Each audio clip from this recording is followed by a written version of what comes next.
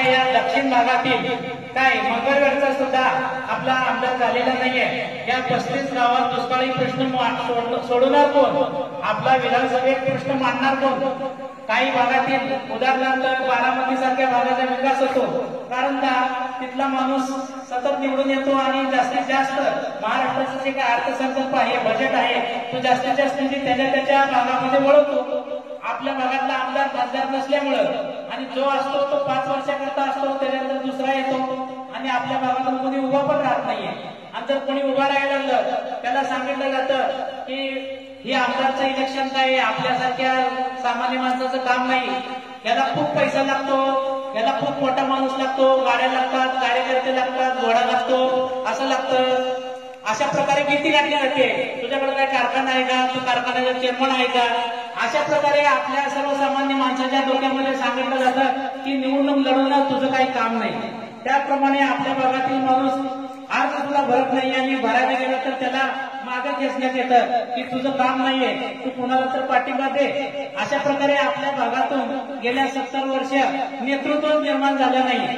त्याचं दुसरं कारण असं आहे की आपला हा मतदारसंघ हा राजकीय धूर्त मंडळीने राखीव ठेवला। 20 वर्ष राखीव ठेवायची मुदत असताना 37 वर्ष राखीव ठेवला गेला।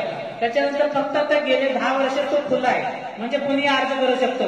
अगोदर फक्त मागासवर्गीयासाठी खुला होता, फक्त मागासवर्गीयांचा उभा राहू शकत होतो। आता 10 वर्षे कोणी उभा राहू शकतो, म्हणून आपण आता आमदार बालके यांना 2 वेळा निवडून दिलं।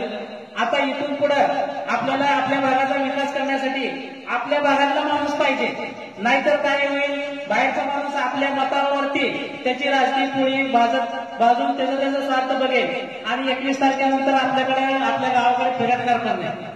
आज आपल्या अशी परिस्थिती आहे की आपण इलेक्शन लढतो ते कुठलं, ग्रामपंचायत, फार तर झडपी किंवा पंचायत समिती, याच्या पलीकडे जाऊन आमदार खासदार आपल्या भागातला असावा असा आपण विचार करत नाही। कारण आमदार खासदार व्हायचं म्हणजे लय पैसा लागतो, लय गाड्या लागतात, घोडे लागतात आणि भरपूर कार्यकर्ते पाहिजे। आज तुम्ही बघा, मी गेल्या आपल्या तालुक्यातील 80 गावं फिरतोय, माझ्याकडे एकही कार्यकर्ता नाहीये, माझ्याकडे फक्त एक स्पीकर आहे, याच्या व्यतिरिक्त काही सामान नाहीये। आपल्याला जर खरोखरच जनतेची तणव असेल किंवा असेल धैर्य असेल आणि जनतेचं काम करायची जर इच्छा असेल तर काही लागत नाहीये। मी गेले वर्षभर तुमच्या माहितीकरता सांगतो, आपला जो पेपर आहे स्वाभिमानी छावा, कारण तुम्हाला काय वाटेल आज मी जनतेच्या गावाला माणूस आहे आणि कसं काय उभा राहिलाय, तर मला जनतेच्या प्रश्नाची जाणीव आहे। दुष्काळात जळ शोषण मी लहानाचा मोठा झालं आणि आपल्या लोकांना चांगलं विचार केला पाहिजे, म्हणून मी गेले वर्षभर झालं, तुम्ही स्वाभिमानी छावा पेपर वाचा, त्याच्यामध्ये रोज एक पेपरवर लेख असतो, त्याचं नाव आहे श्रीमद भगवद्गीता। कारण आपल्या लोकांना चांगले विचार पण दिले पाहिजे, फक्त राजकारण म्हणून पण चालणार नाही, फक्त समाजसेवा म्हणून पण चालणार नाही आणि फक्त देवदेव धर्म करून पण चालणार नाही, तर आपल्या समाजाचा पंचरंगी विकास झाला पाहिजे। म्हणजे राजकीय विकास झाला पाहिजे, आर्थिक विकास झाला पाहिजे, सामाजिक विकास झाला पाहिजे आणि आपले जे काही आध्यात्मिक आहे भावनिक हा पण विकास झाला पाहिजे। अशा प्रकारे सर्व अंगाने समाजाचा विकास झाला पाहिजे। या उद्देशातून मी गेले वर्षभर आपला जो स्वाभिमानी छावा मुलीवरचा पेपर आहे त्याला रोज एक लेख लिहितो, कारण आपलं जे दारिद्र्य आहे पैसा देऊन संपणार नाही। आपलं खरं दारिद्र्य काय आहे, हे विचाराचं दारिद्र्य आहे, वैचारिक दारिद्र्य हे आहे।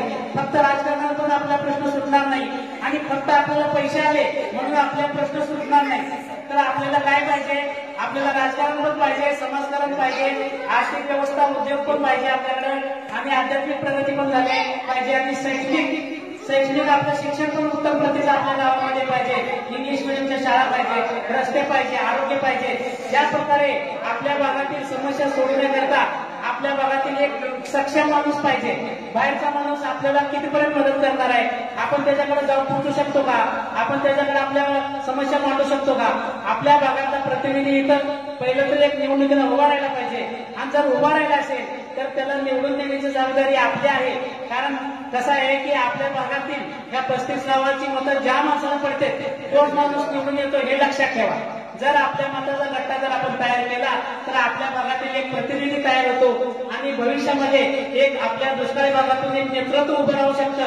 तर आज या तारखेला तुम्ही एवढं जरी डोक्यात घेतलं की आपल्या भागातला नेता आहे आपणच घडवायचं, आपल्या गावाचा आपणच विकास करायचा, दुसरा कोणी करत नाही, हे जर आपल्या विचाराचं बीज जर आपण आज पेरलं तर येत्या 5 वर्षांची उगवेल. आज या ठिकाणी 2019 विधानसभेसाठी मी उभा आहे, माझं चिन्ह हे बॅट आहे, तर बॅट समोरील बटन दाबून आपलं बहुमत मतदान द्या. कारण माझा एकच विचार आहे की विठ्ठल बिरदेव आणि महालिंगाची ही भूमी आहे, संत दामाजी पंत आणि संत बसवेश्वराची ही भूमी आहे, कानोपात्रा आणि चोखामाळीची भूमी आहे. यांचा आशीर्वाद आपल्याला पाहिजे आणि यांचा आशीर्वाद कोण देणार आहे तर तुम्ही मला आशीर्वाद देणार आहे 21 तारखेला, याची खात्री आहे. म्हणून मी इथं आलोय आणि समस्त चिखलगी वासियांना मी नम्र विनंती करतो की येत्या 21 तारखेला आपलं जे बहुमत मत आहे हे योग्य उमेदवाराला दिलं पाहिजे आणि माझं चिन्ह आहे बॅट समोरील बटन दाबून आपण योग्य उमेदवाराला मदत द्याल आणि मला विठ्ठल बिरदेव आणि महालिंगराया यांची सेवा करण्याची संधी द्याल अशी आशा व्यक्त करून मी माझं विचाराचं पुष्प हे विठ्ठल बिरदेवांच्या चरणी अर्पण करतो. जय हिंद, जय महाराष्ट्र.